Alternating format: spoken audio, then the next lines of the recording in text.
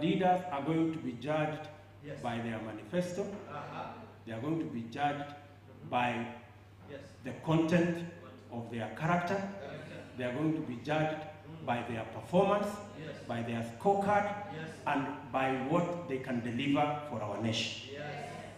In his address to the congregation at the God's Miracle Church International in Nairobi, 2 weeks after a fatal bomb attack in the church that left one dead and scores of others injured, Ruto, in a thinly veiled attack directed at the Prime Minister, described his attacks at tribal groupings as hypocritical, saying that he does not walk his talk and lacks agenda to propel the country forward.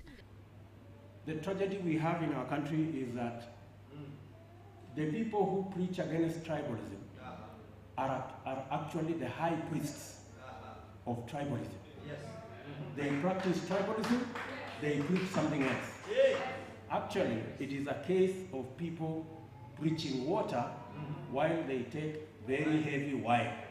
The yardstick for the leadership and the contest that is before us this year, it is not going to be measured by name calling, or the people who look for excuses, or the experts of scapegoating.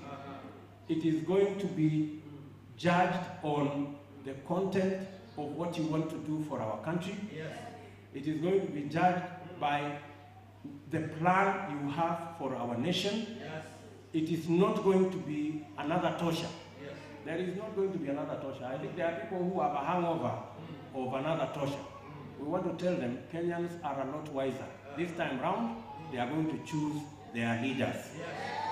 Ruto further describes sporadic terror attacks as previously experienced in the country as a sign of the government's incompetence by failing to properly train security officers and its lack of transparency in when procuring relevant crime-deterring equipment, in spite of billions of shillings in budgetary allocation spent to line ministries. Unless government takes seriously the issues of security, poverty is going to continue to ravage our country.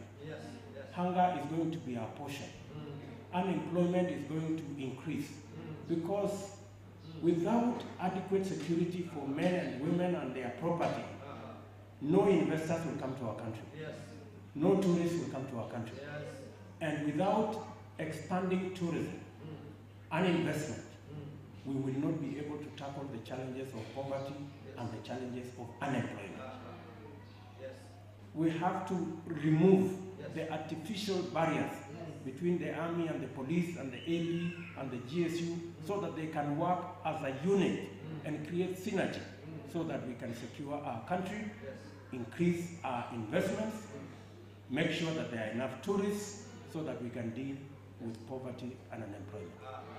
The Eldoret North MP is urging the government to consider synergizing various security formations in the country in order to counter insecurity that is fast threatening to scare away investors, which may lead to a continuation of poverty vicious circle among Kenyans.